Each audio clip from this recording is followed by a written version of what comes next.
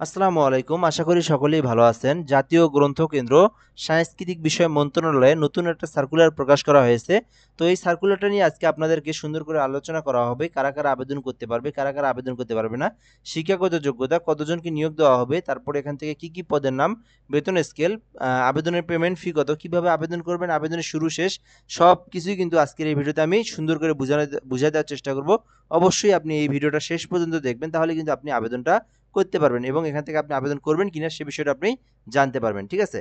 So অবশ্যই শেষ পর্যন্ত দেখবেন। দ্বিতীয় কথা হচ্ছে, যদি চ্যানেলটাতে নতুন হয়ে থাকেন অবশ্যই এই চ্যানেলটাতে সাবস্ক্রাইব করে রাখবেন, M R Raihan Hasan channel.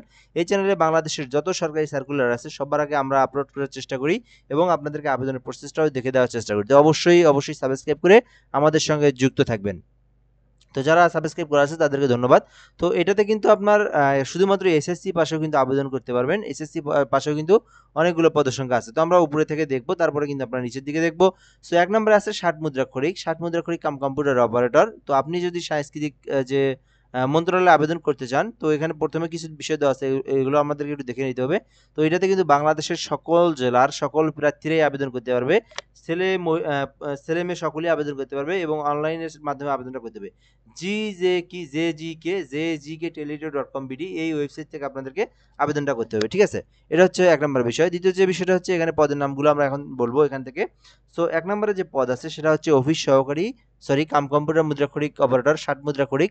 তো ৬০ মুদ্রাক্ষরিক কাম কম্পিউটার অপারেটর পদে যদি আপনি আবেদন করতে চান, ১৪তম গ্রেডের ২৪,৬৮০ টাকা পর্যন্ত বেতন স্কেল, একটি মাত্র পদ, কোন স্বীকৃত বিশ্ববিদ্যালয় হতে অনন্য দ্বিতীয় শ্রেণী বা সমমানের সিজিপিএতে স্নাতক ডিগ্রি থাকলে আপনি আবেদন করতে পারবেন। অর্থাৎ শুধুমাত্র অনার্স অথবা ডিগ্রি থাকলেই কিন্তু আপনি আবেদন করতে পারবেন এবং এটাতে কম্পিউটারের দক্ষতা থাকতে হবে।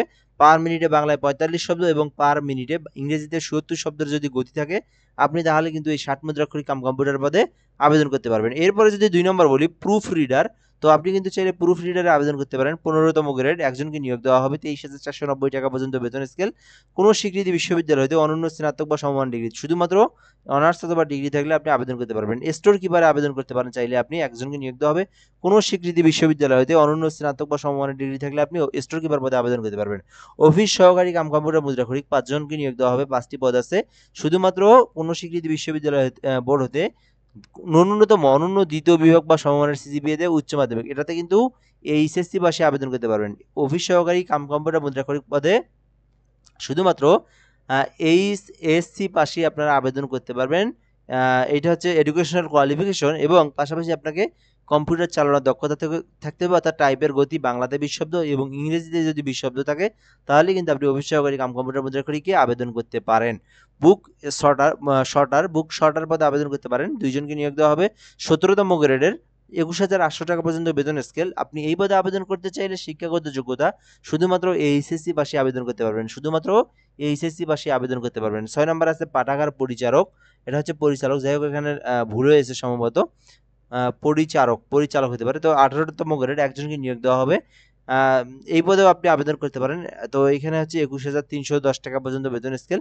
কোন স্বীকৃতি বোর্ড হতে অনন্য মাধ্যমিক স্কুল সার্টিফিকেট, এসএসসি অথবা সমমানের পরীক্ষায় উত্তীর্ণ, অর্থাৎ শুধুমাত্র এসএসসি পাশেই কিন্তু আপনি পাঠাগার পরিচালক পদে আপনি আবেদন করতে পারেন। সো এই হলো মূলত ১ থেকে ৬ নম্বর পদ।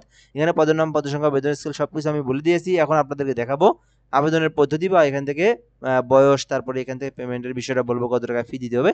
সো আপনি যদি এই পদে আবেদন করতে চান, যেকোনো পদে আবেদন করতে চান, ১৮ থেকে ৩২ বছরের মধ্যে হলে আপনি আবেদন করতে পারবেন। অবশ্যই আপনাকে ১৮ থেকে ৩২ বছর হতে হবে। এইটা হলো বিষয়। এখান থেকে দেওয়া আছে বেশ কিছু নীতিমালা দেওয়া আছে। আপনার আবেদনের বিষয়গুলো দেওয়া আছে। সো এখানে ১ থেকে ৪ নং ক্রমিক পদের জন্য জনপ্রশাসন কর্তৃক মন্ত্রণালয় থেকে ২৪শে সেপ্টেম্বর ২০১৯ তারিখে মন্ত্রণালয় বা বিভাগে বিভক্ত, এগুলো ডিপার্টমেন্টে, অর্থাৎ যারা এই পদে কেউ যদি চাকরি করা অবস্থায় থাকে তাদের জন্য এটা। সো এবং এখান থেকে পরীক্ষার নীতি হলো ২০১৮ এবং ১৯ অনুযায়ী, নীতিমালা অনুযায়ী হবে।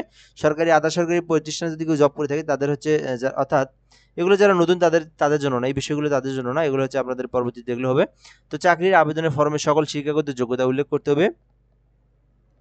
চাকরির আবেদন ফর্মে সকল শিক্ষাগত যোগ্যতায় আপনাকে দিতে হবে। অর্থাৎ আপনি যদি এখান থেকে পরিচালক পদে আবেদন করতে চান এসএসসি দিয়ে, আপনার যদি অনার্স থাকে তাহলে আপনি অনার্স পর্যন্তই দিবেন। কেননা এখানে যদি আপনি শুধুমাত্র এসএসসি দিয়ে করেন, সেক্ষেত্রে পরবর্তীতে কিন্তু আপনি কিন্তু পরে কি হবেন না, আপনি কিন্তু আ কি বলে না, ওইটাকে পদোন্নতি পাবেন না, ঠিক আছে।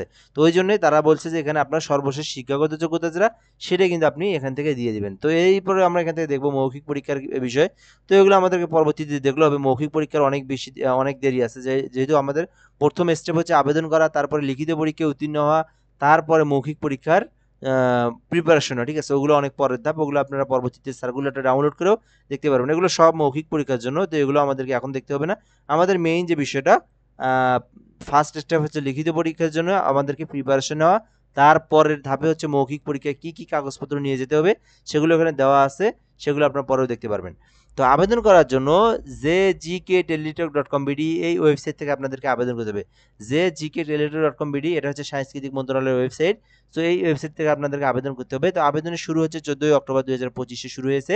সো 14 অক্টোবর, আজকে হচ্ছে 18 তারিখ, 14 অক্টোবরে শুরু হয়েছে। আবেদনটা শেষ হবে 13ই নভেম্বর 2025, অর্থাৎ সামনের মাসের 13 তারিখ পর্যন্ত আপনার আবেদনের সময় আছে। এর মধ্যে আপনাকে আবেদনটা করতে হবে। তো আবেদনটা যদি আপনি নিজে করতে চান, সেক্ষেত্রে যে প্রসেসটা দেওয়া আছে, এবং আপনি যদি নিজে করতে না পারেন সেক্ষেত্রে প্রসেসটা আমি বলে দিই। আপনি নিজে আবেদন করলে 300x300 পিক্সেলের ছবি, 300x80 পিক্সেলের একটা স্বাক্ষর আপনাকে ফটোশপের মাধ্যমে ক্রপ করে কেটে নিতে হবে। দেন আপনাকে কিন্তু আবেদনের যে প্রসেসটা jgkteletalk.com.bd ওয়েবসাইট থেকে আপনাদেরকে আবেদন করতে হবে।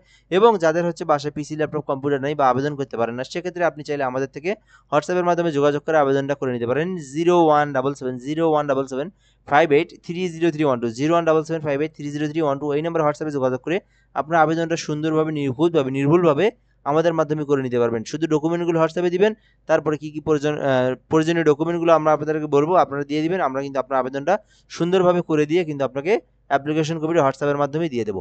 সো এই পদ্ধতিতে আপনারা আবেদন করে নিতে পারেন এবং নিজেরা আবেদন করলে এখান থেকে দেখে নিতে পারেন।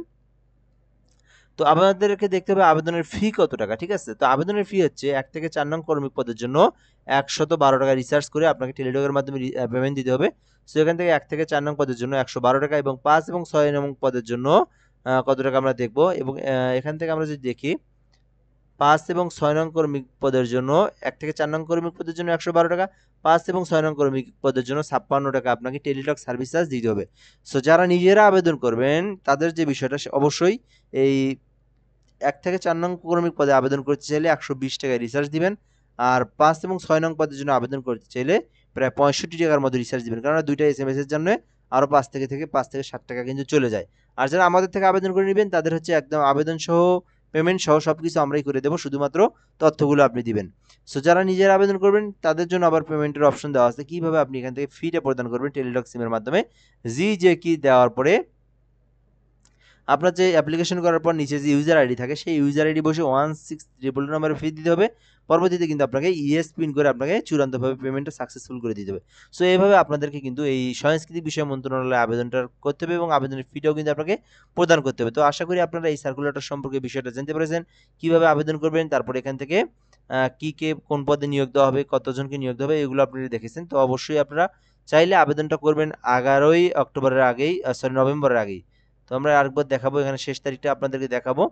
তো এটা হচ্ছে শেষ হচ্ছে 13ই নভেম্বর 2000, অর্থাৎ এটা হচ্ছে অক্টোবর মাস, সামনের মাস 13ই নভেম্বরের মধ্যে আপনাদেরকে আবেদনটা করতে হবে। সো তাহলে কিন্তু আপনার আবেদনটা গৃহীত হবে। সো এই পর্যন্ত আজকের ভিডিওটা, ধন্যবাদ, ভালো থাকবেন। অবশ্যই চ্যানেলটাতে সাবস্ক্রাইব করে রাখবেন। এরকম যখন যে সার্কুলারটা আপলোড হয় বা প্রকাশ করা হয় সঙ্গে সঙ্গে আপনারা জানতে পারবেন আমাদের এই ভিডিওর মাধ্যমে। ভালো থাকবেন, আসসালামু আলাইকুম।